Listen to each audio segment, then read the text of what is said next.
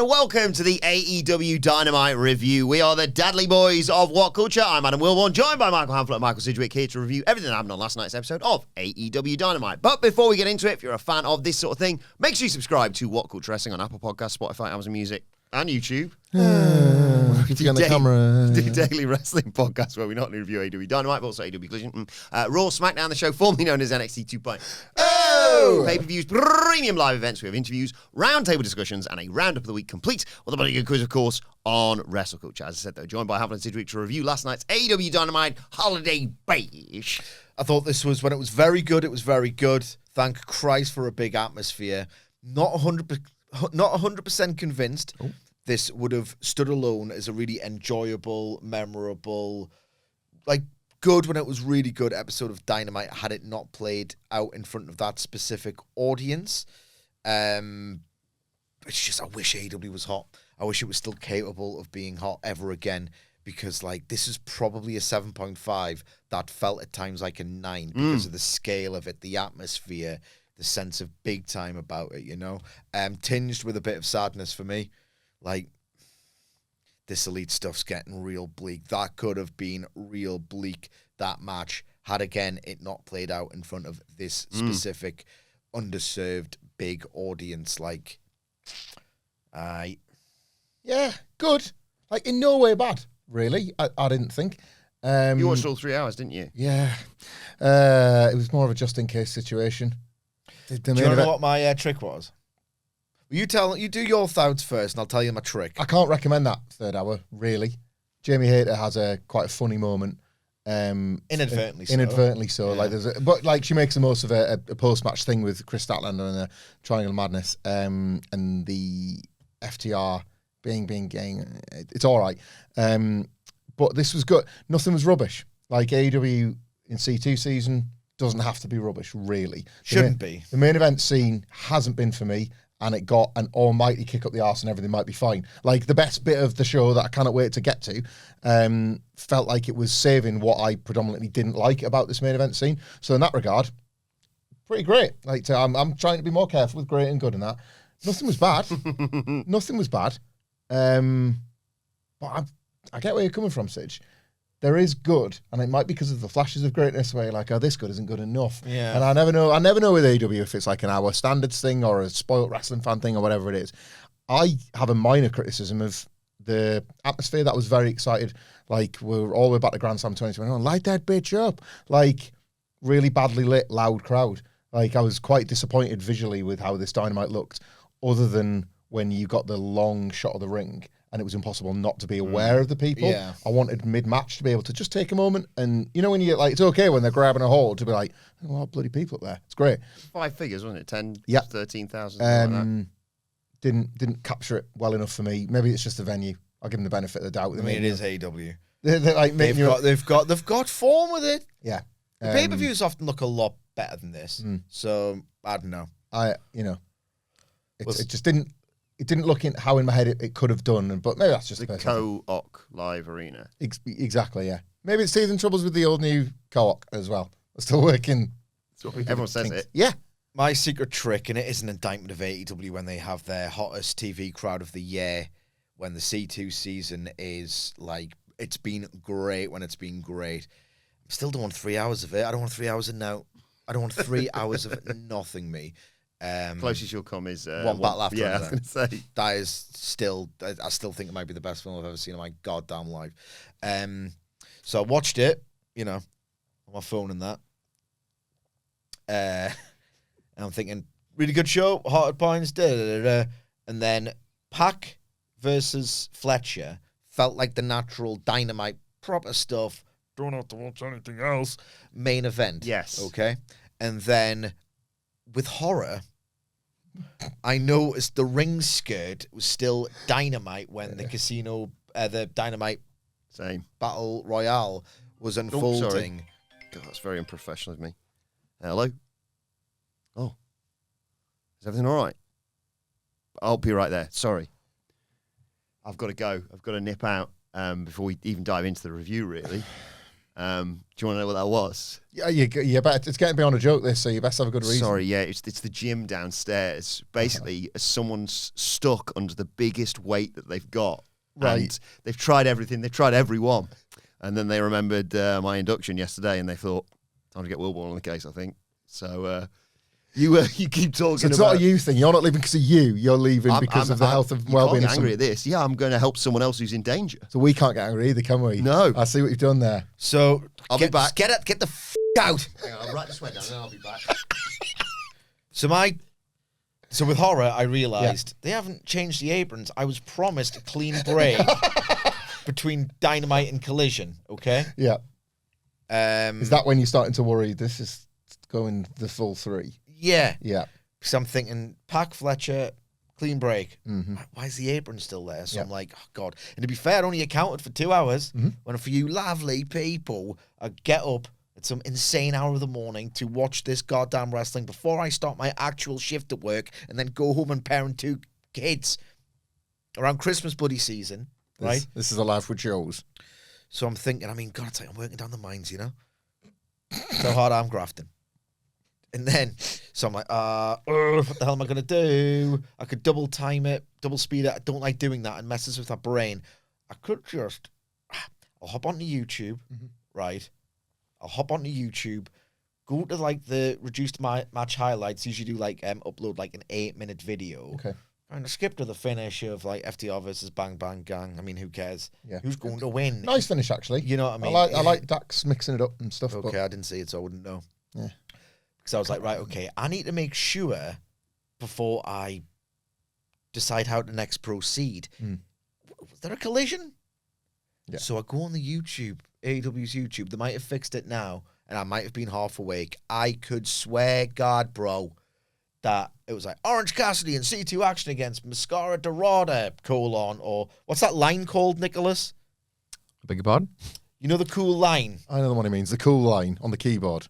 The cool line Well, it on separates the keyboard. words sometimes in a title, and sometimes you press 2 of them. All right, okay. I don't know what it's called. But you know what I mean? But I know exactly Like what a you're floating saying. line, isn't Yeah. it? So AEW line, Orange Cassidy versus Dorada in Hot C2 action line, AEW Dynamite, and I'm thinking, no, that means it's on the Dynamite review. I'm gonna have to watch this. Yeah. Which I would have, if it was on Dynamite, and probably would have enjoyed it if time allowed. But I'm not watching 3 hours if I can help it. And we promised a Dynamite review, not a Dynamite Collision review. So I was like, oh God, click! I'm gonna have to with the orgasmic relief. I saw the Collision apron. It's like, whew. Off you go. Not contractually obligated to watch this one. To be honest, right, I have actually enjoyed Collision. The C2 matches on it this month more than I have most of the year outside of certain matches. But it was like, I was kind of desperate for time. And, get the kids' packed lunches ready, get some breakfast in them. Oh, you don't want that. Oh, well, tough tits. There's nothing else in the house. So it was kind of a stressful morning to begin with. Yeah. So that was my experience anyway. That was certainly my experience of this morning.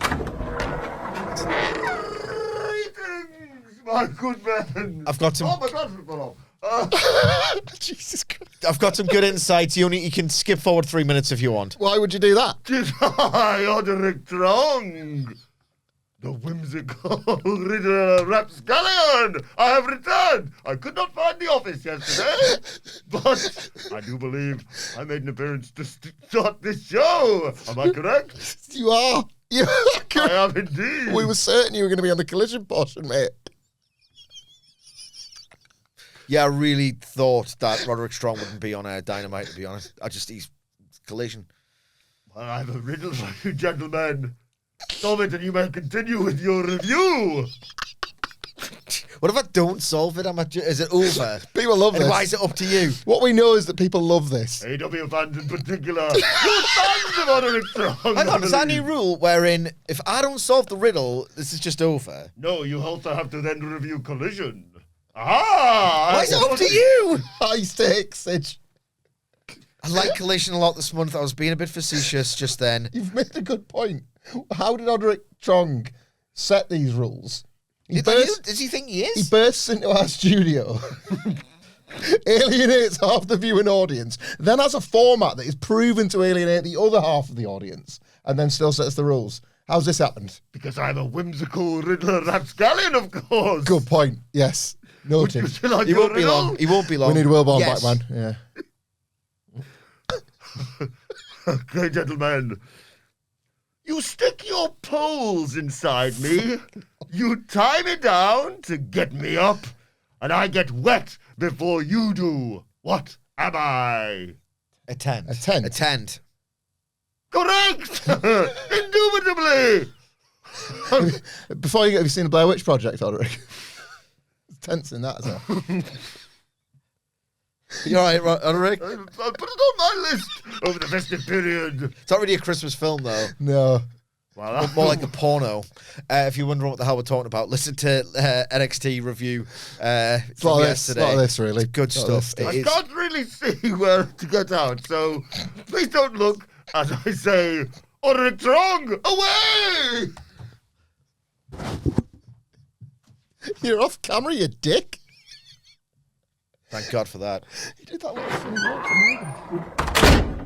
Bye, Bye, Oderick. Oh, God. I don't know why that has to happen, to be honest. Is there a bigger disconnect? You know, like if Roddy's strong and he's going to turn heel on the conglomeration, gets a push, the ball knows is going to be over the moon, but the ball knows that watch this podcast are going to be fuming because Oderick's going to turn up every week. Well, how's that? Jeez. Well, you've completely had a mare, haven't you? That's what's happened. What's happened? Oh, well, Oderick Trong. I missed him. Yeah. Your face all right? Yeah, just hot in it. I got the weight off, so we're all good. Right. Just That's so much shakier than it needs to be now. Yeah. once again, your hair's a mess. Your face is red. Your puce. You've got a mark at the. Well, I was lifting weights, understandably, really. Yeah, it's good quite point. the effort. Mhm. But we're all sorted now, and they've said free membership for life. So You look like you've given some young woman 1.5 minutes of unsatisfactory intercourse. yeah, said free membership for life now for that gym. So that's pretty sweet, isn't it? That's what everyone gets. Huh? Anyway, we all got that, mate. what'd you get up to? Me and Sidge, Oderick Trong came in. Right. Me and Sidge guessed his riddle. Oh, what was it? It was I've already forgotten it. The punchline answer was tent. Oh, it's probably like, you stick your poles inside me. Yeah. That was it. Tie me down to get me up or something. was I get forced- wet before you do. It's forced to consider the penis of Oderick Trong. Well, I wonder what that looks like. Picture that. Maybe we'll find out next time. So If it's as big as Roddy's, he's doing all right. Did you review the Roddy No. match? No, not yet. Oh, perfect timing. Shall I get into it? Yeah. Yeah, go on. Then. Cool. Is anyone still watching? Oh, Let me check the logo. No, Dynamite. No, definitely not. I mean, because they don't like Oderick Trong. It wasn't a joke about their poor Just ratings. get on with it. yeah, we got straight into action with Roderick Strong. Clenched fist. Is it an author? Or that inflatable. Get on with it. Roderick Strong versus John Moxley. Did you like it was a must win for both of them. Did you like the backstage audio from Renee about how important this is? It was a six-pointer. I liked her providing context, and quite frankly, I don't have Tony Khan's brain, so they've what do they call it in The Wire? Juking the stats. I can't remember. Juking the stats, basically, to make it seem as if they're kind of in any way comparable, because dating back to their independent days, they've somehow arrived like this weird 50-50 record. Yep. So they've used that to frame it as a rubber match, which, if this was any other year, you'd think, it's a complete load of nonsense bollocks. You're thinking about it too deeply, and you're actually insulting my intelligence with these fake numbers. However, because this year, John Moxley's doing his downfall arc, I thought that really added to the drama over the potential outcome. Yeah, Renee says, John Moxley's used to coming from behind. He always comes on top. That sort of thing. If he's used to coming from behind, he doesn't always come when he's on top, though. Well, yeah. Don't blame me. That's what she said.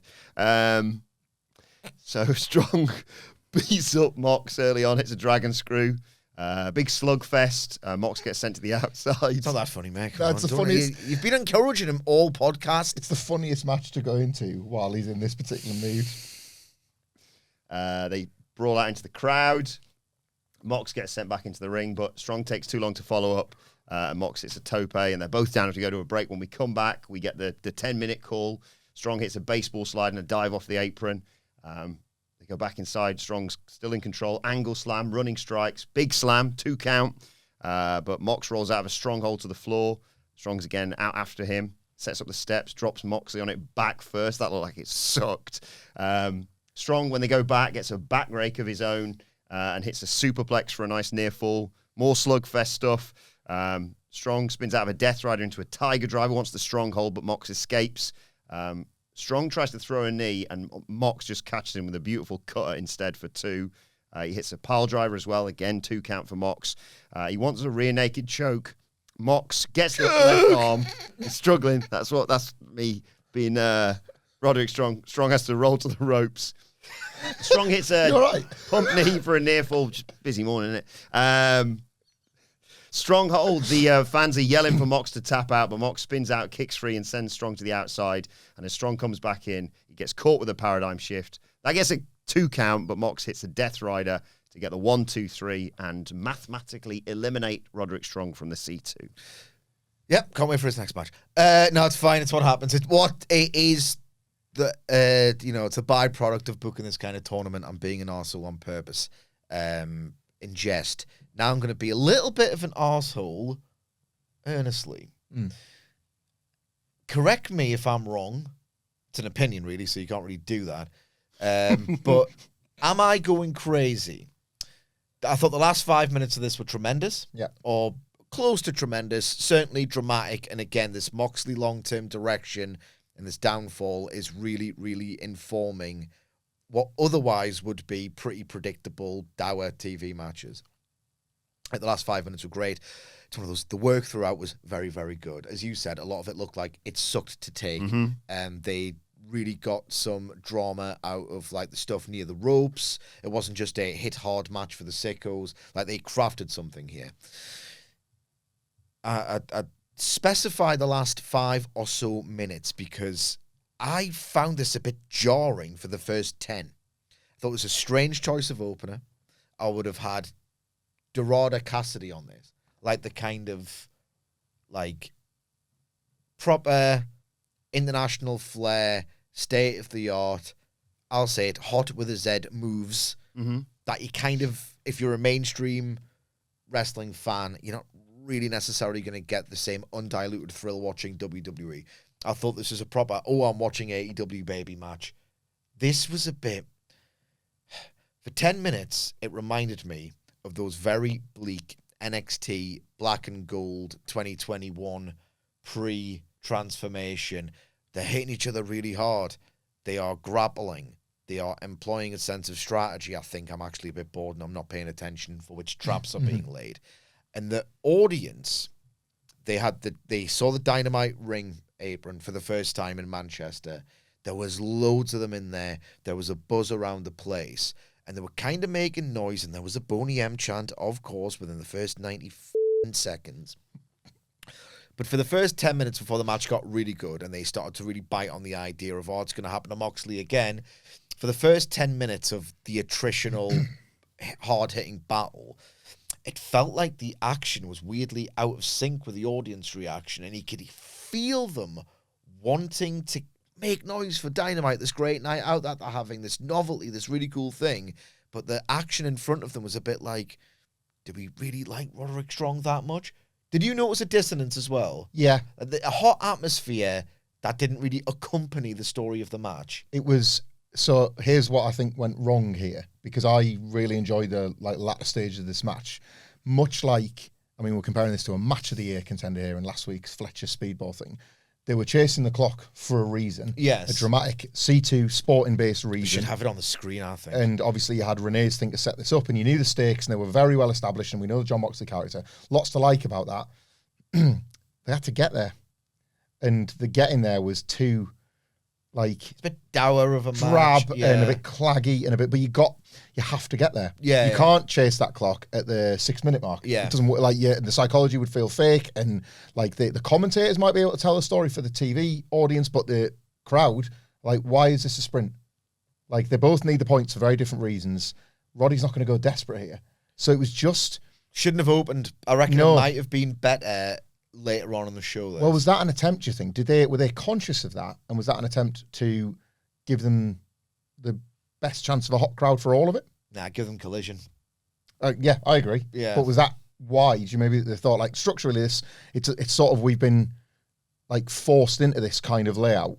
So let's try and send them out there when the crowd are likely to be the hottest they're going to be all night. Yeah, I guess. I guess it was because this would have been like an absolute textbook. Sidge offers some tremendous analysis, and I'm going to throw it over to Hamflett was bored and hated it. But the C2 and the drama and the totally worked on me. Really, totally worked. The on last 5 minutes were proper elevated by the tournament framework and the stipulation and the urgency and but it just felt like if I was linking myself telepathically with a fan in that crowd, they are thinking, it's great being here. Not sure about this match, but I'm still vibrating and excited and stuff. But no, it was ultimately worth doing, and ultimately it was a really good bit of business. It just took its damn time. Angry Roddy Strong getting even angrier that he's already out. He hates his friends. He hates the stupid tournament. Like I don't mind this. Like I've lost the idea that he's going to switch and join the Death Riders, but the heel turn itself, don't mind it. No, this babyface run's just not working for me. Needs something else to do. Speaking of losers, Eddie Kingston's backstage saying you either win or you learn. You never lose. Last week, he learned from his match with Samoa Joe. Everyone else he faces going forward, they'll see what he's learned. Pro wrestling is his everything. One loss won't bother him. He'll move forward. Maybe a Collision. Yeah. So they did. Yeah. Dynamite, 2 hours. Collision, 1 hour. Collision, 2 hours. Think so? Wild. The people in there are wild. Oh, they taped another one. Yeah.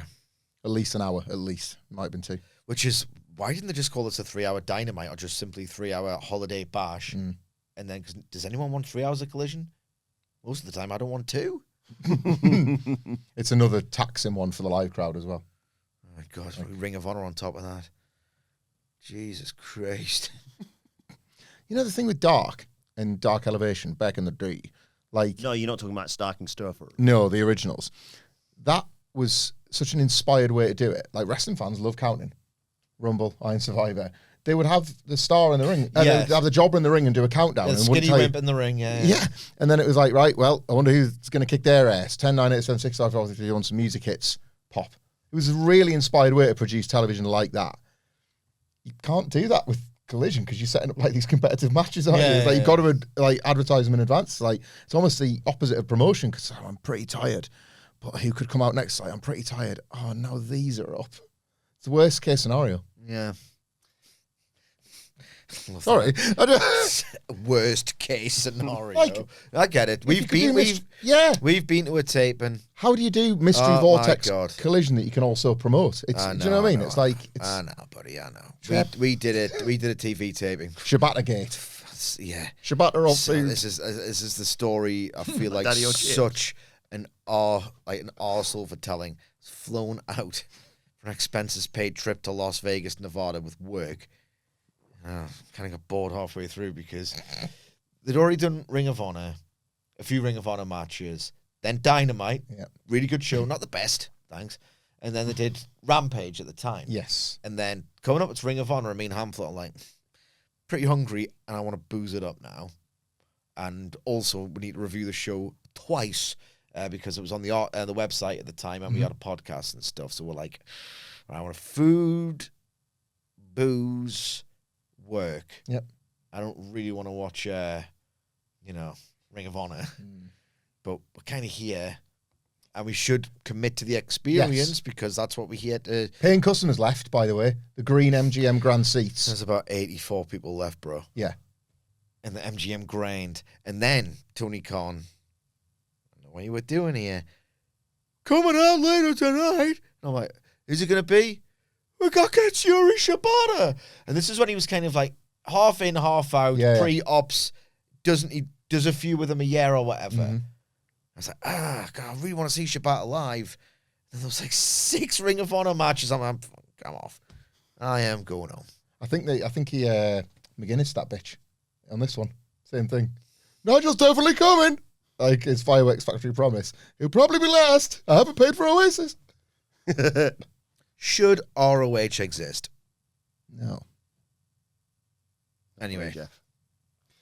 What came next was the Elite versus the Don Callis family. The Elite, of course, Kenny Omega and the Young Bucks versus the Don Callis family, represented by Kazuchika Okada, Konosuke Takeshita, and Hikaru. Takeshita and Omega have a face-off. Well, I should mention Takeshita and Hikaru came with Don Callis, and Okada was like, I'll have my own entrance, thank you very much. That tickled me already, and we could see where this was going. Takeshita and Omega have a face-off to start us off. Takeshita subsequently sends both Bucks over the top to the apron, but gets met with a triple team corner charge and a springboard double stomp by Nick and Omega. Put the Elite in control as we go to a break. When we come back, Okada comes in and he wants to quiet the crowd down. Wants Hikaru to help him double team. Konosuke Takeshita says, I'll do it. Okada's like, I don't want you. They get into a shoving match, and it ends up Okada gets shoved out of the way, and Takeshita and Hikaru hit a double suplex on Omega, and Okada just looks annoyed. Omega gets isolated. This was when Callis on commentary said if he had diverticulitis, he'd have kicked out in 1 week. Shane McMahon did. It's true. Callis on commentary. Joking, Jesus. You gotta laugh. Callis on commentary is really good. I like It's him the on best thing about the commentary. massive Don Callis family is if you get 3 goes of him a night on commentary, I think it's tremendous. Yeah, it should be his job, really. Maybe. Yeah. Omega fights back, traps Hikaru in the corner. You can't escape. Nick flies in with a senton, rolled into a backstabber on Hikaru. Matt hit an elbow off the top on Takeshita. The Elite stand tall. They want a triple Terminator dive, and they connect with a trifecta of topes. Okada fights back, though, gets...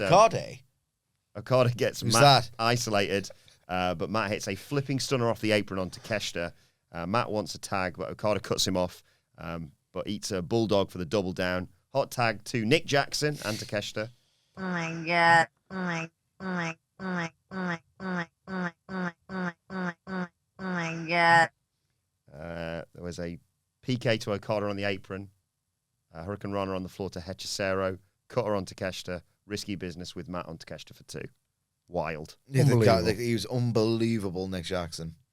You get a Cesaro meme thing every week, don't you? Yeah, I The know. run I around, know. attack 50 people thing. But better. Yeah. Hikaru gets a running knee in the corner, though. He wants the mad scientist bomb, but Nick spikes him with a destroyer counter. In comes Omega. Can I just say, this wasn't even part of that. The way Nick Jackson, got... How the hell did he do this? So that sequence with Hikaru, I'm going to forget this, and I did somehow forget it before you just jogged my memory there. He escapes it by, turning sideways, upside down in one flash motion. Yeah. It was... Nick Jackson was unbelievable in this match. Omega and Okada come in. Crowd love this, obviously. They trade forearms. Omega avoids a drop kick, wants the one-winged angel, but Okada escapes. He wants a rainmaker. Omega ducks that. Okada eats a super kick. There's a guillotine leg drop by Hikaru. Matt comes in with a DDT. Blue Thunderbomb from Takeshita. Omega flies in with a knee strike for a reset. There's a super kick party by the Bucks. They want a TK driver, but Okada drop kicks Nick in midair, and Takeshita hits a bastard driver into a release German and a power drive knee for 2. Omega making the save. Hikaru comes in. Takeshita wants another power drive knee. Okada's like, I'll take it, thank you very much. He wants a rainmaker. So there's an argument between the two of them. Hikaru, yet again, poor bastard. Please, guys, we're in the middle of a match. Tries to be the peacemaker. Takeshita sends Okada to the outside. Omega, everyone, you get a Snapdragon, you get a Snapdragon. Everyone gets one. There's a triple super kick involving the Bucks. V-trigger from Omega and a one. That looked good, at least. Yeah, a one-winged angel sort of indie taker combo. Gets the 1, 2, 3. Really like that finish, actually. Really like that finish. God. Did Kenny Omega sign for Liverpool in the summer? Because, all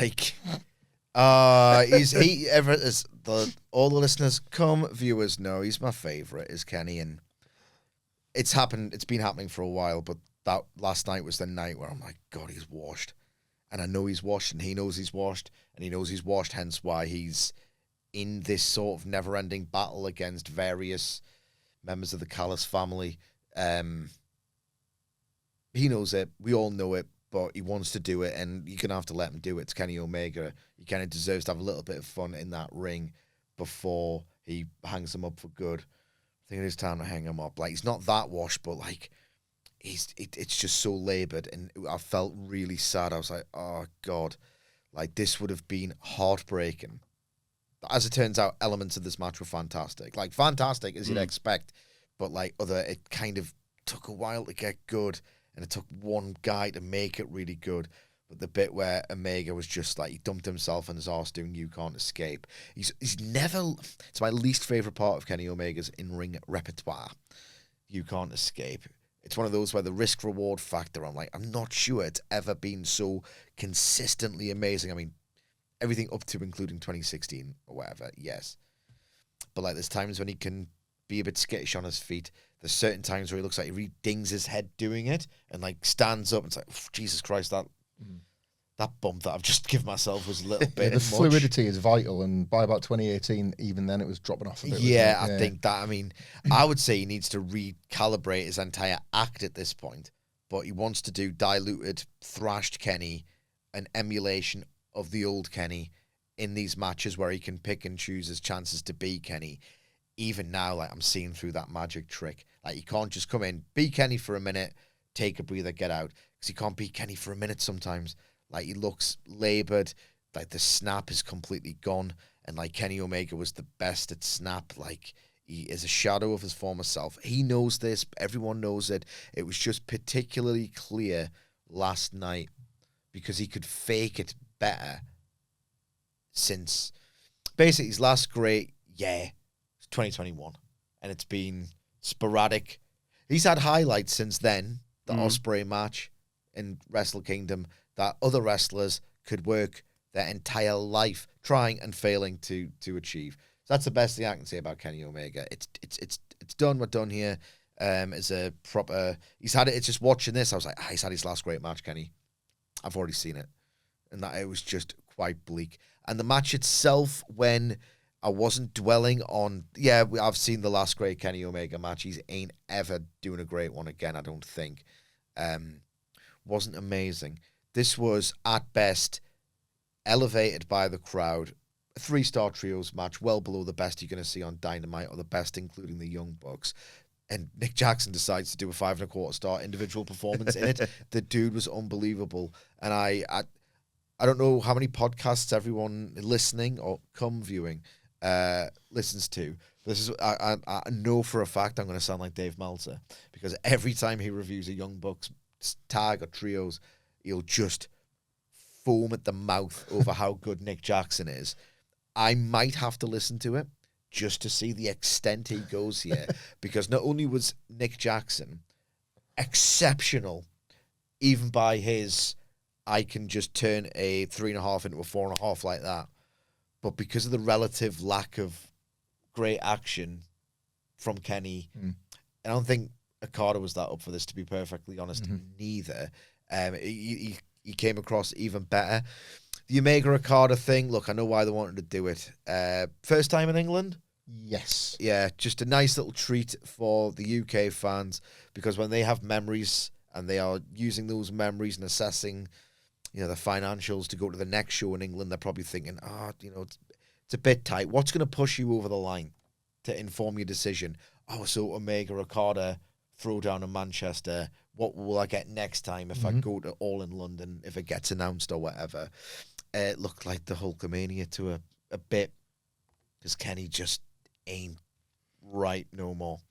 I want to shout out or give praise to, if I'm going to act like a 40-year-old, I want to give praise to that Matt Jackson sequence, because Nick's going to get all the praise. And I feel sorry for him a bit, because, Nick Jackson was incredible in this match. Kenny Omega this has been the story of Matt Jackson's life, Kenny Omega was incredible in this match, like other matches, not this one. Yeah, God. Yeah, Hangman Page, and my God, Nick Jackson, this guy's freaking great. Matt was good too. You know what I mean? I feel sorry for Matt Jackson. That sequence where concluded with him giving this like over the top rope stunner to Takeshita, I think it was outstanding. Yeah, the Okada Omega stuff was like, it felt like Flair and Hulk going at it one more time as opposed to even the standard they managed it all in Texas. Yeah, pretty sad. It's like, trust the elite. I don't think Kenny was all bad here. And he wasn't like Heroes of Wrestling. Or if you haven't seen it, I'm probably embellishing it, but there was a noticeable drop off to even his 2025 here. But like, trust the elite. Oh yeah. Bit bleak this, elevated by a great crowd and the novelty of it all. Really below par, and it's getting maybe a little bit depressing with Kenny Omega. Still some of the best work of the year from Nick Jackson, though. It's just this is how good they are. Even when it's a bit sad, they're amazing at points. Yeah, like Sid just covered most of it there. The match as a feeling reminded me of when you hear about something like they just threw out on a house show one night, and then the Vault sticks it on YouTube, and you've heard about it all these years, so you want to watch it, and you're like, hang on. So they did like an Omega Okada face-off, and Nick Jackson did this incredible sequence, and the people that were in the building just still talk about it, and they've got the tape, and they're going to stick it, but it was on the telly. So like when you watch them on the Vault, you don't mind that it's not this greatest thing you've ever seen, but you kind of scrub along on YouTube, and you find the little face-off. Oh, Omega Okada facing off in England, that was pretty cool. But that's the context it belongs in, more than like the middle of a Dynamite, the middle of an ongoing storyline, if you want to call it that. Oh, God, there's no end in sight to this. Like, there's no end in sight. It's funny you mentioned about which didn't help my interest in the match, of course. It's funny you mentioned about the Hulkamania tour with Hogan and Flair, because I thought this was the right match for this live crowd. Maybe not on this Dynamite, but you absolutely give it to a full building in Manchester. And I had the same thought of like, was this... Because it was a lot more limited than we thought in terms of Omega Okada and their interactions. Was this just a little bit of it because they do believe that they've got the singles match in them to sell for all in at Wembley again? And because we have complained loudly about Kenny never working a singles over here, and that would be the ultimate risk. Tony's like, you know what, I did listen, here's the response. You can have the Okada rematch and you can have it at Wembley, and it's a ticket seller potentially, and like, I'd want to see it live in person. The only way they could do that match, realistically, is if it's a shortcut, stuffed bloodbath. Yeah. Like and that's probably what they should have done first time. We all said Texas felt like the start of a new series, a new trilogy or whatever. If you've done another one by then, it would be maybe the rubber match and whatever. I reckon if it was in the plans, it isn't anymore. The finish felt absolutely teed up for right. With it being international rules, everyone asked for Rocky Romero to be involved in this. They've screwed them. They've screwed Omega. He has to go into the Continental Classic and do it under no interference rules, and then they can do a rubber match off the back of that. If that was the plan, and it felt like it, and I'm just inferring that that's the plan, surely it isn't anymore. Maybe. I think something's happened between... Because like Kenny had the Gabe Kidd match in January. Kenny had the Takeshita match in March. And I watched that back for 10 best matches of the year, right? And my God, my memories of it was so different. Kenny Omega's selling performance was so unbelievably great in the last 5 minutes before the comeback that I thought he did nothing all match. You go back and watch that Kenny. He's unbelievable springy compared to what he was and what he's been since the summer. Like, I ain't no doctor or nothing. But to go from Gabe Kidd to the Takeshita match at Revolution... This is kind of a pattern with him. Like, if you go back and watch his 2023, right? The Ospreay, this is after these big, long hiatuses. He had the Ospreay match in 2023. He had two, in fact. Then the Vikingo one. It's like, this dude's come back better than ever. This is awesome. And then there's a slow decline before, you can't account for diverticulitis or whatever. He's done these two big comebacks where he starts off so hot and he looks incredible. And he has... the match of the year 4 days into the year, and then by the end of the year, he looks completely broken. I don't know what happens. I don't know if he takes the ultimate... He takes another year off and has a retirement match, or if he's just kind of, I'm just doing this with the Young Bucks. I don't know, but it's just getting bleak. Well, post-match, Callis has got the bag of money, of course. Oh, yeah, I forgot to mention, this was for £750,000. Takeshita Okada attacked the Bucks and Omega There's Raging Fire and a Rainmaker. They trade places. I like this dick measuring contest. Yeah. My move's better than yours. Mine's bigger. So. Okada then shoves Takeshita. Callis scrambles in there because they're going back and forth again. And they bail because Omega hits the ring with a broom. And they get the bag of money. Hey. You flagged it up in your review. I think we talked a bit about it on the preview yesterday from the pay-per-view. Hechicero has been a really underrated gem in this latest chapter of Takeshita and Okada. He emotes. We always praise Rey Mysterio for being able to emote as a luchador more than anybody else. I see his face, and I see the desperation through his physical performance. It's exasperating. Yeah, he's been brilliant in this. Well, then we got the contract signing for the men's world title match at World's End. Tony Schiavone introduces Hangman Adam Page, Swerve Strickland with Prince Nana. And, of course, Samoa Joe, who comes out with Hook and Powerhouse Hobbs, but they'd all agreed to no physicality, right? Tony Schiavone, as is his job, puts over all three of them. So Joe yells, "Shut your big yapper, get out," basically. He says, "Sorry about bringing these boys, but, due to the old volatility of these two, Page and Strickland, I want to make sure everyone's safe and no one does anything stupid." He signs the contract. There's Swerve's house chance this winds up Joe. He says he shouts he's going to walk out of World's End as champion. Hope you two both make it to the show in one piece. Swerve gets on the mic and says, "I came back to AEW with my eyes on the AEW World title."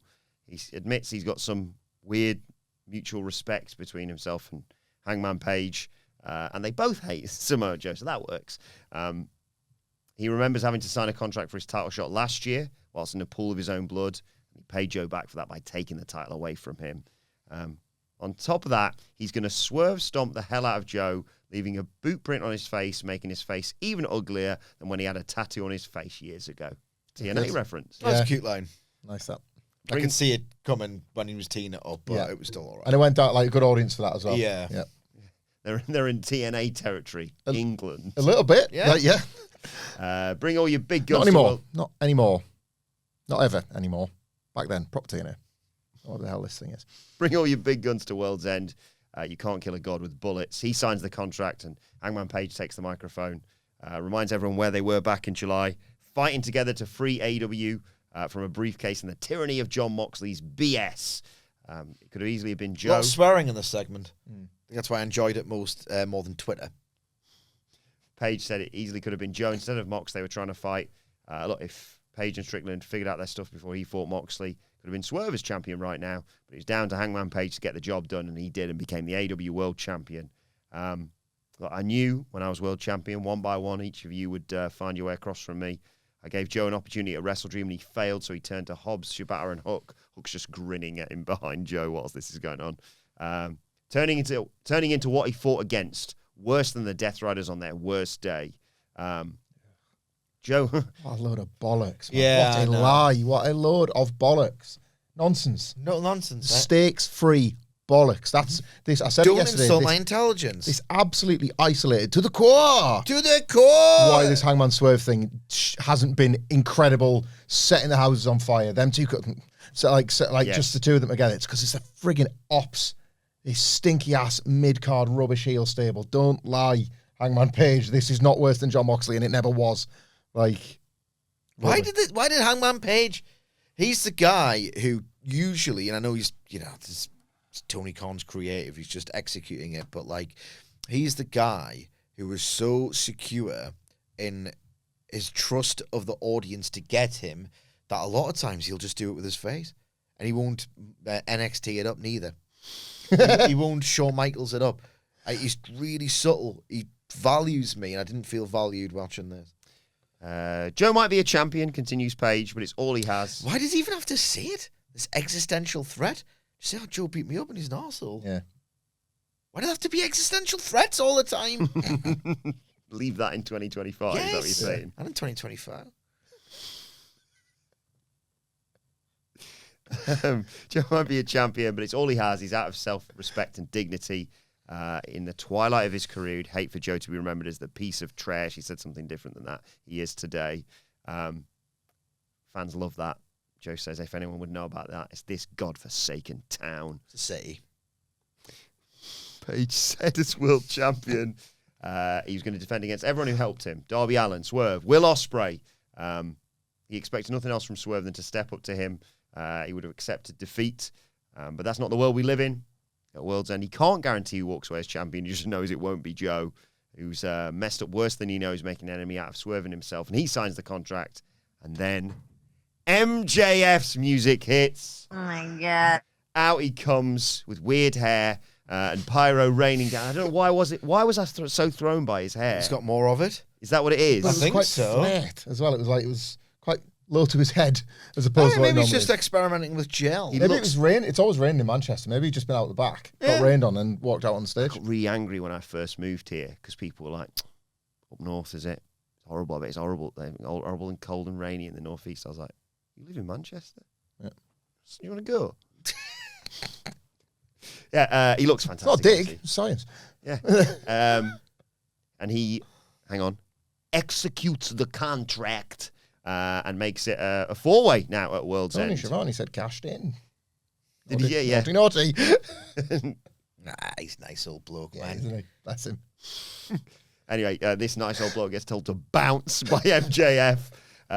He says, all right, they get it. Get out of this ring, Schiavone, you tub of goo. Tub of goo, isn't it? Reminding me of one of my favourite all-time bits of pro wrestling crack. In Your House, Degeneration X, Jim Ross is interviewing Degeneration X backstage. Shawn Michaels in 1997. There are a few better. There are a few better in the world in history. Yep. His withering, I am so much better and cooler and more charismatic and, frankly, with it than anybody else. Just his withering, yes, Bret Hart. Like, he's just, he knows he clears everyone. And he's full of hatred. And he's full of hatred as well. Yeah, he really hates everybody. He's And not. himself. He's not a well man. He's not a well man, but he still knows he's the best. And he's getting, I can't even remember the question for the life of me, but Jim Ross asks him a question. Thanks, Jim, you fat tub of goo. And he says it with such a, like, sing-songy, as if he's being nice in his tone, but the words are the worst. The biggest contrast, the worst thing he can say to Michaels. Funny. It's like brilliant. He's talking to Thanks, basically Jim Ross, you fat tub of goo. politically the number 2 in the whole company, but who's that going to pop more? Vince McMahon. Yeah. But, What was the thing MJF said when he was on the top rope to Schiavone? Hey, Schiavone, you fat prick. Tell Jungle Boy this is what's coming at Double or Nothing. And second question, how tall is Shawn Michaels? I'm 7 foot when I'm stood on my warrant. Suck it. I like the way he's... Yeah. Funny how the main event scene's goated again now, isn't it? Yeah. Mad that. He says, you must be wondering why I'm doing this. Oh, hi, Seabiscuit. Yeah. I've been gone filming a movie, Hangman, because unlike you, I'm actually a star. And I mean, folks, where's the lie?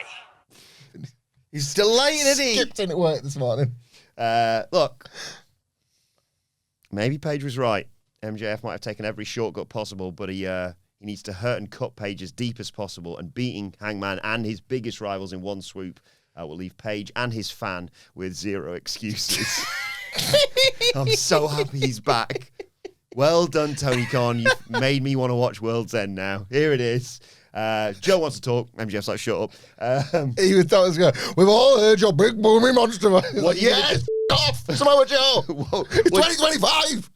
What are you going to do? Quote a superhero soliloquy? Get him, Max. Get them all. When He got swerved too much. oh, not that much. Not Swerve. When Joe took the title from MJF, the fans turned on him. Look, as much as I hate it, they're the ones who dictate who becomes an all-time great. Sloppy Joe's luck has run out, and he's going to fall back like his hairline. The same place that Joe ended his title reign. He is a heel. He should be saying that kind of the same delusional thing at times. same place that Joe ended MJF's title reign, he's going to end his. Swerve, what are you doing? He wasn't even going to talk to you. He says, Probably should be afraid of me, if anything, Max. I was like, uh-oh. It's like the Terminator. Oh, got you. Hey, Swerve, you remind me, for a split second, me and Andy were talking about this morning, I thought this was going to... Is this going to be a Rick Ross reference? Are we getting Rick Ross back in AEW? Let's go! No, Swerve reminds him of a famous musician who calls himself a mogul, rocks chains, baby oil and dog shit rappers. P. Diddy. There's a chant and everything. Killed him. Oh no! Oh dear! You know, like when a wrestler gets like a "you tapped out" or whatever. Yeah. I better not stick. Swerve turns and it's just a bit. Diddy, what the?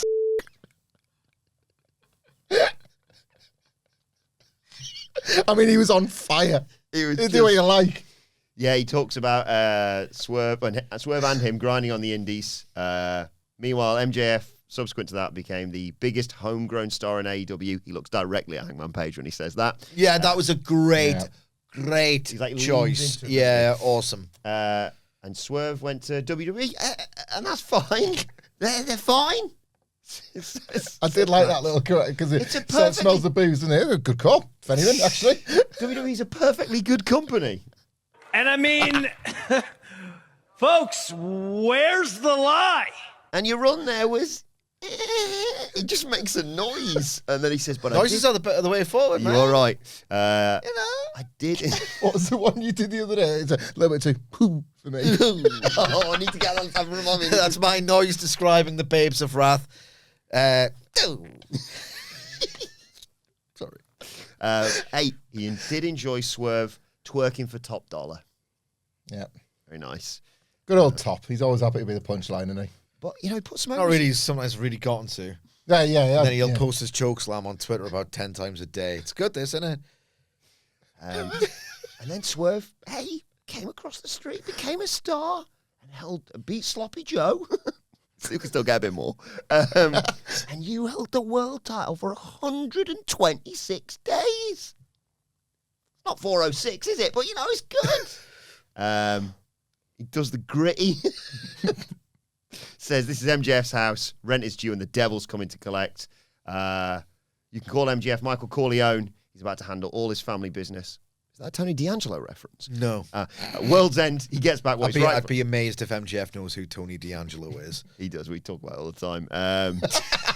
He gets back what's rightfully his, is Triple B, the AEW World title, because he's better than you, and you know it. Mic drop. What a moment. Right, okay. Well, a lot to unpack here. I thought Joe was all right. I thought Hangman Page... Did he swear twice, or is it my imagination? No, he did. I think... Piece of... Yeah, there was another BS. one before He said that, BS, wasn't yeah. Yeah, that was telling to me. Feels like he kind of knows that didn't go exactly right post All in Texas. Like, the amount of incredible character work, 'cause there's not many people get AEW World title reigns, and the amount of incredible character work he's probably going to have to come up with for the millionth time to get into that conversation. And when that conversation happens, it's going to be, do I really go with him again? It felt like, and it increasingly feels like for Hangman Page, have you done all you can do here? And it's one of my favorite runs from one character and one promotion. And given my inherent with wrestling just going on and on and on every single week, I think he's done a magnificent job of like maintaining my interest, you know. But it feels like we're kind of at the end of the line.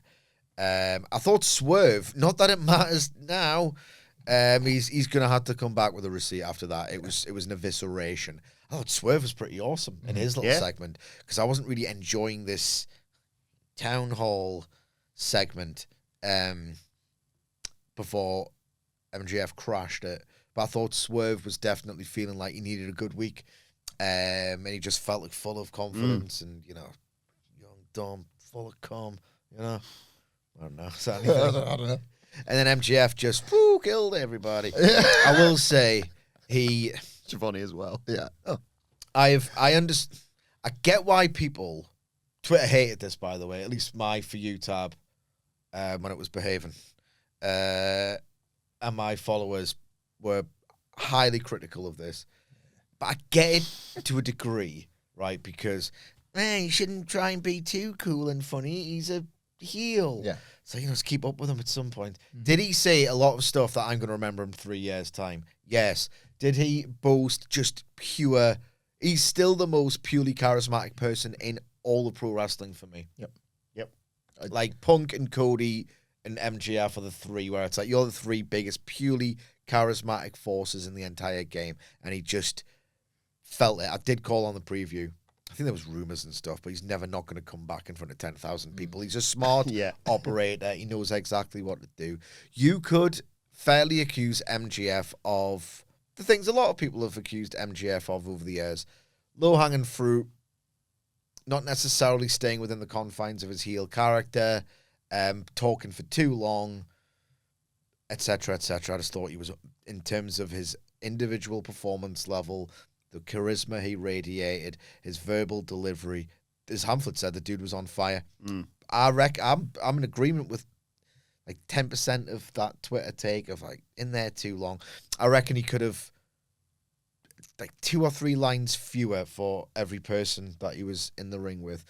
They're giving him the title, by the way. I was going to say, there's absolutely not a chance in hell that he has become the 4th person in a 4-way match doing the contract from not to get that belt. Then it makes sense. Oh, that's why they did Samoa Joe. Transitional Joe. That could be his new name if you like. Yeah. It wasn't, wouldn't be as... We said this at the time. The Diddy line was... I knew where it was going, but I was like, he's going to say that person's name. Like, why not? Why not? It's wrestling. It's so boring half the goddamn time these days. People lie to themselves and other people when they don't pop for stuff that's just completely deranged and out of pocket. I found it interesting. Sue me. I found it. My mouth is on the floor. I want to feel that. Wrestling is a 52-week-a-year product. Such a good turn of phrase as well. Rapper. Yeah. Like, to its enormous detriment, it is on all the time. And there are plenty of examples at this point. MJF's been around long enough. He had a long world title reign. Plenty of examples where you could have segments, the case for the defense or whatever. He's in court being judged on how that babyface run was, the devil, whatever. Guilty, right? But like, however, but this is why, this promo is why, like, you can make all the mistakes you want because when you have a night like this, you've just earned yourself 10 more. As far as I'm concerned, like, you've earned yourself 10 more. Twitter hated it, I think, but like, let's who cares? Who cares? Them. Like, this was better than everything else on the show. This was better than this main event scene has been in like 4 months or something. Like, MJF, maybe it's personal tasting, ultimately subjective, isn't it? But like, he has had those nights. I'm not going to say that the Devil Run was perfect or anything. I was kind of to it the most of the time. It was a disaster. But, lots and lots of stuff that's stuck to MJF, which I think is why probably people hate it, because it's this reputational damage thing. Yeah. But it's way more lopsided, weighted in the favour of MJF because of nights like this. Honestly, I'll say even higher. You can have 15 stinkers when you have a night as good as this, honestly, because this is the stuff you remember. I'm the type of fan that will wave away the 15 stinkers. Where was the security guard spearing MJF off the stage before he could throw the Molotov cocktail? Because he did it, and I was so glad to watch the detritus in the aftermath. Like, I cannot tell you how cathartic this was and how much I needed this. He best win the belt at World's End. Like, nobody can touch him. Surely is. I will say, I think this could have been even better with a little bit of... I think MJF not always, a lot of times, just take 2 minutes off. 2 minutes off. Yeah, I get that. But at the same time, when he's feeling himself out there and he's so high on his own charisma and he's just he's illuminating that entire building, I'd still say it's 2 minutes less almost every time, but like, he just lights these buildings up. And of course, the post World's End Dynamite, New Year's Eve, so still time for Jeff Jarrett. There you go. Oh my God. Oh my God. God, yeah. Yeah. Anyway, Jeff. Come on, Jeff, get yourself out. Then we have some business to conclude. I don't mind that. I mean, it's not happening ever. He's sold. Worst story of the year to pick back up. They shouldn't do that. But MJF can be awful to him and beat him. That's fine. JetSpeed said something after this. What a contrast, by the way. And I love wrestling. I love it too. Let's have a match. Okay. See too. You laid it in thick. Yeah, it's because you can... I love Mike Bailey. I love them both. They've had a brilliant year. Yeah, but After that, you can't do that. Sequencing. Yeah, well, speaking of which, looks like it's time for the one women's match of the evening. Well, Yeah. That was actually 2. on the collision bit. Babes of Wrath. Make me feel all warm inside. That's what you want from wrestling, isn't it? You want to feel fuzzy. And I know Miller does, but I'm not Miller. I love Miller, but my tum-tum is empty and dark. Sidgwick's dark tum-tum. I have to get that T-shirt made up. Yeah. It'll sell nothing. It's just like, it's like Miller will the inside of the outsell me. body gets to the stomach. Miller Empty, will dark. outsell me by orders of magnitude. Dark and cold in my tum-tum. Yes! It's good. They teamed with the Timeless Love Bombs, Tony Storm, Mina Shirakawa. Oh, and then the heels were ROH Women's Champion Athena, the Mega Problems, and Mercedes. Money. Money. That tum-tum ain't so dark and cold. You know, you like to have fun. Occasionally. Yeah. Early. At the fun time, the regimented fun times, not during the wrestling show. Babes of Wrath. Violence is fun to me. Dank. That's quite a good T-shirt as well. Violence Is fun to me. You know, black Dark comedy and is cold, or fun. whatever it was. What was it? Cold and Aggressive empty. music's fun. Dark and cold in my tum-tum. And what was that one? Violence Violence is is fun to me. Right, it's a pretty hard line. Chuck a that. few more words in, you've got like a Mally Black promo, haven't you? Let's not take the piss. No, you are. I am. Yeah, Babes of Wrath, double team Mercedes early on. Let's get a grip to the new studio. Just knock the mic. Gee, I rock it. Jesus. I just rhymed, so I said it. He loves it. You see how there's a little space there in the corner behind that? We should start using that as a sin bin, I think.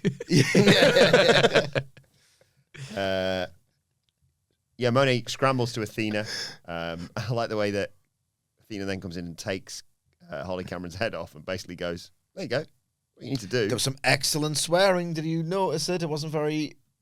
Oh, we'll get to it. Yeah. They're great. That's great again, these two. Uh-huh. That's so great, man. I was talking about Marina Shafir did some great swearing. Okay, no.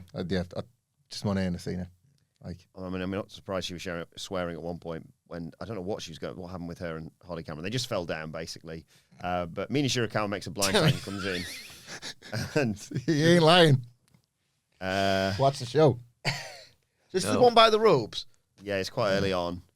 Yeah, Athena's eating a soul food. Shafir comes in. I think Cameron wants the Casadora maybe. Shirakawa blind tag, slingshot tornado. Bane comes in, gets hit with a DDT. Shafir's trapped in a leg lock. Storm comes in and uses Shirakawa for an assisted splash, and the babyfaces stand tall with Storm dancing in the ring as we go to a break. When we come back, Cameron hits, it's Holly Cameron hitting a spinning DDT on Bane and making the hot tag to Tony, who runs wild. She hoiks up the gear and hits sweet cheek music. Wants Storm Zero, but gets cut off by Athena. Mina comes in for an attack, as does Mercedes, but there's a double clothesline from Harley Cameron. Storm hits a headbutt to Shafir and sort of falls back to be tagged by Willow, who comes in with Bane. Big spine buster for a near fall. She wants a doctor bomb, but Bane escapes into the corner. Cameron sends Megan Bane outside. Shafir hits that tiger feint head scissors in the ropes. Storm hits a hip attack. Shirakawa hit an assisted dive from the top to the outside. Athena tags Monet and takes everyone out with a dive. Monet wants a dive and just gets pounced by Willow Nightingale. She hits a cannonball off the apron onto everyone, but as she goes back inside, she rolls straight into an O-face by Athena. Mercedes scrambles and gets the pin. 1, 2, 3. This, spoilers, sets up a tag title match at World's End. They won the tag titles last week, and they're pinning them already. God, I just don't find another way, right? Find another way to build that first title defense. It is the most latter stage brain soup Vince McMahon they've won them last week, and I'm already thinking I use a rubbish, or that was just pathetic. This was very much better to watch live, very difficult to analyse. Some of it were good, some of it were bad. Mercifully for them, the good stuff was more concentrated in the back half of the match, once sort of, everyone was kind of doing their moves and what have you. I hated the finish for what it set up, really. The match, it's like a rematch of one of the best matches in the tournament. Don't hate the match, won't hate the match, hate the way they arrived at the match. We'll say Shafir, who after a earlier stumble started to grow into herself in the match, and then she was trash talking one of the baby faces. Like, what the do you think of that, huh? Great swearing, completely picked up. Because the effing and jeffing in the ring at all times, we just don't really hear it as much. Yes. But it was right on camera. That was awesome. It's one of those things, there's not much to say about it, really, other than Athena and Mercedes. It's a shame that they aren't in a promotion that is going to really prioritize women's tag team wrestling, because they are the tits. Are they going to switch the tag titles? They're the tits, brother. I hope so. I can't see them doing it, but I would like them to win the belts, because I'd want to see more title defenses. Like, in my mind, I know the division isn't exactly stacked, but nobody could stop them. Keep talking. Sorry, I'll be right back. I've genuinely got to nip out something. I'll be back. Keep going. Okay. What's going on? What's going on now? Better come back with a funny bit. I was going to say, it best be a giraffe. Otherwise, you're completely unprofessional. My phone just went off in my pocket. Do you not think I want to check that? You don't think I want to check that right now? Just making sure it wasn't anything serious. What's going on there? Sorry. Got to do the honours, haven't Oh, he was doing work. I'm literally just checking my messages at this point. There was something else I wanted to add to Sidge's point about the finish as well. Because I wouldn't have pinned Willow Nightingale here. Was Willow instructed to, I wonder, by an agent, or was she making the choice herself? He started. That's why I was on my phone. Sorry. That's right. She popped right up after that O-face to scramble to get Mercedes money. Mercedes pinned her, and then they kind of scarp her to the floor, don't they? And Willow does that. It's the invisible wall thing of the ring. She's like, gets up and but she's like a good 3 feet away, and there's these ropes, which is a brick wall, so I can't get them. Wrestlers do it, it's fine. She's just been hit with the O-face. Like, that's a knockout. What's happening there? Is that the agent being like, you've got to scramble? Oh no, they caught us. Or is she making the choice? I don't like it. No. It's a knockout. If you're going to book it... It's one of the best looking moves in the entire game. Yeah. And it's set right. She fell right into the pin. They're a good team. If you're going to book that, book it with some conviction. You've decided that you're going to pin the champion. Have the champion get pinned and lose. Yeah. Don't do I got caught with one of the most devastating finishes there is. Yes. Don't like that. No, me neither. Well, before we move on, and before we get to the name of the game, we have to get to the aim of the game, Sidge, because this was the one women's match on Dynamite. Okay. The aim of the game. Last one. Is to... I'm doing it in 2 weeks, mate. The aim of the game is to identify to the hour, minute, and second, the first time you hear the first note for the first entrance theme for the first wrestler to come out for the only women's match on Dynamite. Now, we started this game because time's gone by, and last night. It usually falls in that 1 hour 20 to 1 hour 25 minute range, this women's match, and you're thinking, why? And then I'm starting to get a bit conspiratorial, am I thinking? And I'm thinking, therefore, surely not, do they do a flat block of an hour of blokes wrestling and almost invariably do a men's match in the main event and put a little women's match just before the main event? This is them talking, not me. This is what they're doing. Do I book Dynamite, bro? No, exactly, yeah. That's a good bro. Do they do this so Jim and Joe in Little Cock, Arkansas are thinking, thank for this, wrestling just like I remember. I mean, too much flippy stuff on my ass, but God, there's no broads. They're good for 2 things, making cakes and eating my ass. That's all they're good for, you hear? You hear that? You hear that, man? I'm doing impressions. Is this Jim or Joe? Well, no, because one of them is starting to have the best ideas, starting to really come around and try and value the idea of, yes, I'd much rather see Athena on Dynamite. Jim's the bad egg. I think it's Jim. So they're thinking, yeah, God damn it. Oh, God, those women's evolution. The hell is that, Darwin? Anyway. Thank God I put the telly on. The telly. Just a man. What the f*** is this shit? What? Women wrestling? Oh, God, not this one, too. Well, think about it. There's two things you need to think about, Jim or Joe or whoever. One, there ain't much time before the main event. So let's just stick with this women's action. Two, it's actually, it's pretty good. I mean, that O-face, it's one of the best finishes from the guys and the gals. Check it out. Drive out for a bomber. So basically... That might be my catchphrase of the year, by I the way. love it. And that's how you know. Check it out. Joe voted for Obama. So one of them wants to go up because he realizes that, 17 years old. Yeah. So one of them realizes that, actually, this women's division stuff, if it was booked and marketed much better, it's the absolute tits, clears a lot of the men's stuff. It really, really does. But the other one still just wants, and that's what AEW think we all are. That's what Warner thinks we all are. And that's why this thing persists over and over and over again. And you're thinking, yes, I kind of get it, Sid, right? What is the tactic that they are employing to try and not dissuade these, toxic masculine men from watching, even though the women's stuff's often the best stuff on the show? Look at Tony Storm this year. Jinkleize it, Sidgwick. Okay. Don't worry, guys. When the women come out to play, the main event ain't too far away. Oh, a flourish. That's the End of the year, isn't it? That is the name of the game. The name of the game is, well, this is ladies' night, and I'm thinking, oh, what a night. We It's make the name of the a t-shirt game. that says, check it out. Joe vote for Obama. I think I might buy it.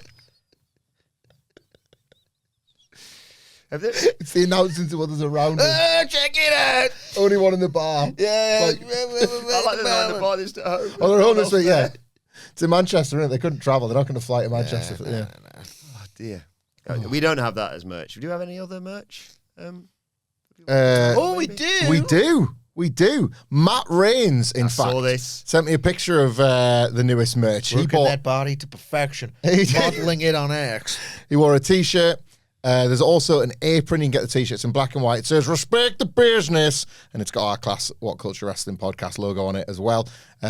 T-shirts, mugs, aprons, whatculture.com/shop. You're not going to get it in time for Christmas, but you can get it in time for the rest of your life. So I do that. A Respect the Business t-shirt is for life, not just for Christmas. Nice. Dead man would be proud of that. Till the day I die. I mean, I am already dead, my of course. whole career was being dead, and I was respecting the business end, so you can at least buy a t-shirt. Hamflett, say the website again. Whatculture.com/shop. Which you can find right there. Nice. Thanks as always to the Panda Blair himself, Adam Blair, at Adam Wilton 4, and Jose Palomares at the Whole 11. The guys who always take care of the Data. Thanks for this. So the final standings are as follows. In third place, Michael Sidgwick with 5 correct guesses for the year. Oh, the mighty have fallen. Michael Hamflett, 6 correct guesses for the year. And the winner of Ladies' Night 2025 is, oh, sorry, not that one. Is on, God, not that one either. Special one, because it's a back-to-back defense of Ladies' Night with the unique strategy. It's disgusting that you won it through this. It says it all. Yeah. Exactly, yeah. 9 correct guesses with 1, 2, 3, 4, 5. Yeah, sort it out in 2026. Are we going to play? I think the game finishes in 2026, one way or another. One way or another. I do like Jim and Joe, though. We've been saying that. They're an effective satire tool for me. Because that's genuinely... Yes, thank you. It's the only explanation. They think of us as those kinds of blokes of like, can't put too much women on. We'll scare away all the chads that love best friends. What? Do you know what I mean? It's like, what do you think your audience is? Yeah. Even though one of them might be a Chad in disguise. Yeah. And the disguise ain't good. Yes, thank you to Adam Blair for those trophies that he sends us. That's very nice. I thought for a second before I wanted to get clarification because that's pretty cool that you've got it's the gold Premier League trophy, isn't it? Arsenal got for going unbeaten. I thought for a minute you'd like gone and got it made yourself. No, I'd never buy a trophy for myself. Again. Only if you're the best at Lane 7 or spend a lot of time doing fancy Premier League in this office, basically.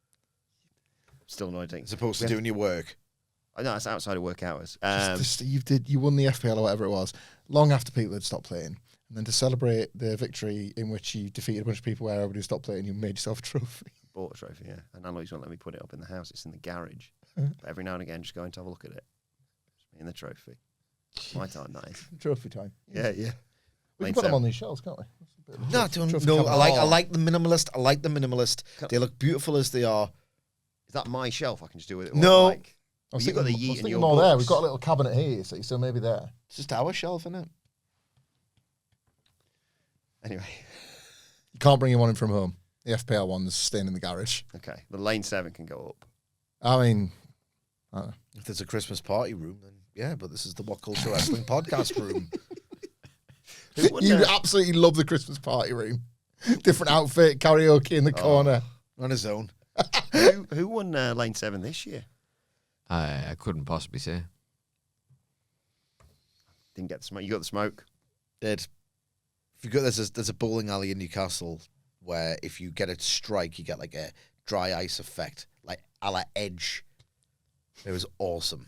Not the Edge part, but the validation of being class. I'm going to take the kids there. I haven't told them about the smoke. I want it to drop as a surprise. Does it still count if you get a strike with the gutters up? Ooh, good question. Would have to ask. Yeah, because you want it. It'd be pretty harsh if like Some kids are playing. It's like kids' party. You don't deserve the dry ice cool badass effect. Sorry. Shoot strikes only. Back to the C2 following all this. It was Cole Fletcher and I'd say hometown hero, home country hero, Pac, an all WCPW affair in the Gold League, of course. Got backstage just in time to see Miley's winner. And Tony Khan's like, oh, bloody hell. Refreshed his Twitter. What are you f***ing doing at your f***ing Fight Wrestling show, you f***ing That was a bit Australian. Good point. Are you turning it? Oh my God. What's the studio done to us? Yay! It's just another one. Little ITV monitor. Happy? Pac doing the... You are? Happy is just bare minimum, you were saying, weren't you? Well, here's something. Hang on, whoa, sorry. Now we've got this back. Eagle-eyed viewers and noticers of our YouTube channel might have noticed a certain pattern. After the Monday after or the Thursday after every Newcastle win this season, not that there's been a great deal, I know, okay, in terms and like representing the lads, just a bit of pride or as a superstition, I wear the Newcastle long sleeve Adidas trefoil top that I have. It's like to live in Newcastle have won, keep the buzz going in your head, enjoyed that, put the colours on, right? Now, I wasn't going to do it if we'd won on Sunday, because that would just be inflammatory, okay? But that's what I do. Newcastle won last night, the top's clean, it's dry, hanging up, not wearing it, they don't deserve it.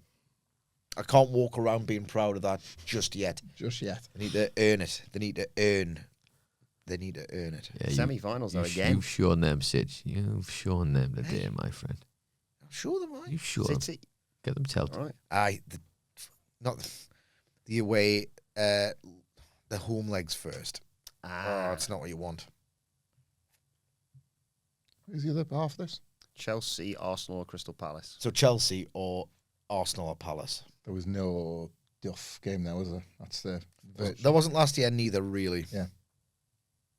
I was hoping for Arsenal, but maybe that's funnier for the lore of it in the final. That was very funny. It was great. Arteta lost his head. So speaking of Newcastle... Bringing an end to... Oh, sorry, yeah. Just to press it.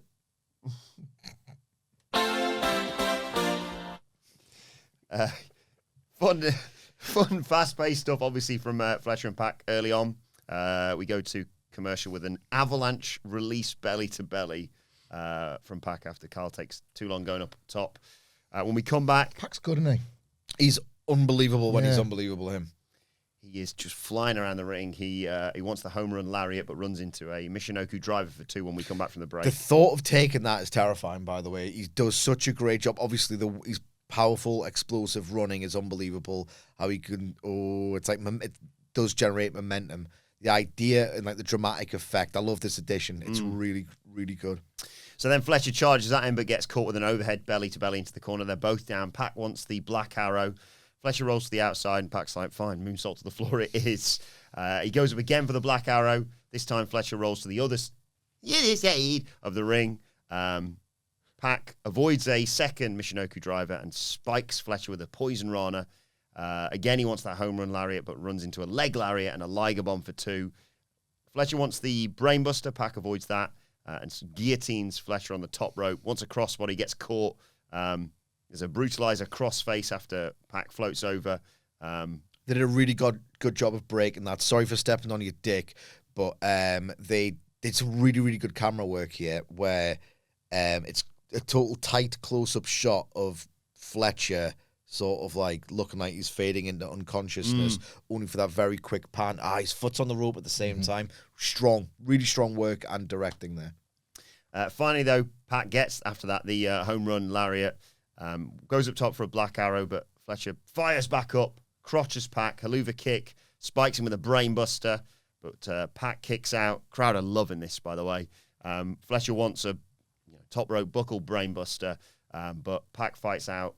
Avalanche, Poison Rana, Black Arrow, 1, 2, 3. Oh my God, that Avalanche Poison Rana looked 7 stars, no notes, total, utter perfect. This match was class, just 2 young, shredded, Pac's not that young anymore, 2 state-of-the-art, shredded dudes giving each other CTE in what feels like it's familiar, this sort of match. It's like, it's the curse of the so-called banger, back and forth. No one's really playing traditional heel. I know Fletcher did to a degree, but Pac's like, he's not Ricky Morton, you know what I mean? These things have to be incredible for me to care a little bit. And recently, Kyle Fletcher, more than most, has been doing these matches so incredibly well that I care a lot. He's on fire. That Avalanche Poison Rana, like, they did just enough of the I'm getting frightened suspense without really telegraphing what they were going to do. Pac is sometimes guilty of, like, I know what you're going to do. You're taking ages to do it. It's not dramatic suspense here. I'm just kind of, like, waiting for you to do it. I was like, is he going to do lift up, hoist, snapdragon? Or how's this going to go? I'm scared whatever it's going to be. Then within a flash, without telegraphing, without making Fletcher look like Mortal Kombat and up there, he just drilled him on his head. With the they could have done that 100 more times and not executed it as perfectly as they did. Near falls were amazing. A level below the speedball match, in truth, but still Very high expectations going into the result. Still like just this ridiculous treat on free TV. And again, you put this in one of those 2023 ass 2,800 people in a basketball arena, and it's a little bit grim, but the backdrop elevates everything. This was probably 4.25, becomes 4.5 for me. Like, the scale of it all is the difference. I don't know how you do it with the Bastard, because I know they've had it at times with Death Triangle, but this just made me really, really want one more pure babyface. That first Okada match, he was unbelievable as a babyface. Yeah, like I'm probably saying things that aren't there, right? But he is a worker, and he is going to understand, like, he does make small changes. He did this when he was Neville even, so, like, especially as Pac, there's no reason to doubt him. Like, he adds, like, a skip to his step as a babyface, and that's by design, to almost make it like, you are allowed to come along with me here in this, like, burst of energy I'm going to show. He can totally speed it up when he wants. Yeah, and he cuts himself off by design as a heel. Again, still do his cool stuff, but not to welcome you in with it. I'm doing it to the guy you like. Don't, Jimmy, don't. I'm doing this for my joy, not yours. And then he lets you back in, and he obviously, again, situational babyface here, not hometown, but home country. Fletcher knew how to, interestingly, heal it up, and that's been some of the criticisms levied at him when he's doing his cool moves with his head. He's been pretty great for about a good year at the healing it up, I would say. But I know certainly, this is, like, I was seeing this, like, before I, like, binned X for a bit, that was becoming a bit of a louder criticism again. Yeah, And people were starting to think, as he dropped that, he shouldn't. Yeah. And I thought here he turned it right up because he knew that he could be the direct contrast. So I really like the matchmaking here, and to host it in England was smart. Haven't expected Fletcher to take a couple of losses, but got to give Tony Khan credit for 4 people on 6 points now. Yeah, I think there's some boldness with this strategy, because I still maintain Fletcher finishes strong, Okada wins, but they've created a cool air of mystery with their permutations. Really love this match. Finally, then, the main event of the evening was the Dynamite Diamond Ring Battle Royale for the beautiful Diamond Ring, featuring Shelton Benjamin, Ricochet, Josh Alexander, Mark Davis, who's got a great ass, Luchasaurus, Anthony Bowens, he's a 5-tool player, Bandito, Ace Austin, Brody King, Max Caster, Bishop Coin, and Toa Leona.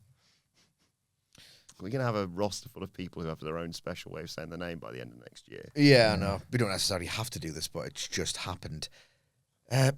This was fine. I like the last 2. I've got nothing really to say about it. Weird, wasn't it? It was a weird as a main event, because I was the same as you. I was like, they're not sort of wrapping up and saying Collision follows Get that this. Collision apron on. Yeah. And then I was like, Now.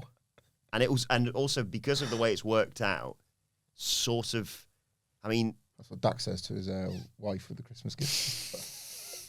we were talking yesterday about who we thought were going to win. And it's Got that specially made out of an actual working apron. We're going to cook Christmas dinner, put your Collision apron on. This is a household of colliders. This is a household of colliders now. If you want me, I'll be in my Hitman bar. Making Watching pina Collision. coladas. Watching Collision. Yeah, and You see my tequila base? we were talking about, No, that's good. Oh, that's great. I would like that.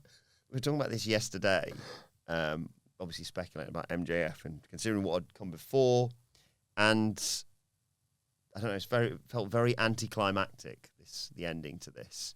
Does as he a still result. get the ring somehow? Do one of these win, and then it's like, oh, by the way, you still got to wrestle MJF for the ring. I don't know. I mean, in my head, I'm thinking MJF ain't just being in a 4-way for any reason. He's probably winning the title. MJF Bandito could be the first either pay-per-view or themed TV special title defense. Why not? Bandito's incredible. So Sorry, one. Your point about this, it needs to be the world classic, by the way. Yeah. Like Continental Classic, they're killing. We've literally just seen the match. They're killing each other. Eddie Kingston won this thing, Samoa Joe. I saw that. Just did about Royal. I'd rock up in the back. It's again like with the Continental Classic, It it's should be the world classic. so brilliant, but it does inadvertently like undermine other very normal pro wrestling stuff you do on the same show. Yeah. plus you can't go to the WC, so people think it's a toilet. So Yeah, you wouldn't want the initials of something that you worked for to have WC on it, would you? So the demand jump, Brodito. This has been the hardest schedule of my life, and I've never been prouder to win the toilet. Yeah, Brodito get jumped. Ace Austin takes out the demand with a dive. Davis and Just Alexander. because I see, but then we got the international title. It's the same as world. Global. What's wrong with wrestling? It's crap, man. Keep telling you. Yeah, Davis and Alexander jump Caster and Bowens, and the bell rings as Benjamin and Luchasaurus slug it out. Alexander gets attacked by Bowens and immediately starts arguing with his former tag partner Max Caster, and Max does his chant, and they hit the Sesame Timbers and tease scissoring, but then Ricochet eliminates Max Caster. Davis eliminated Bowens as we went to a break. When we come back, all the hosses are in there just chucking everyone about.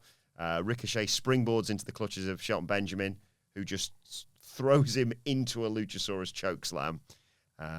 Benjamin gets tossed by Alexander.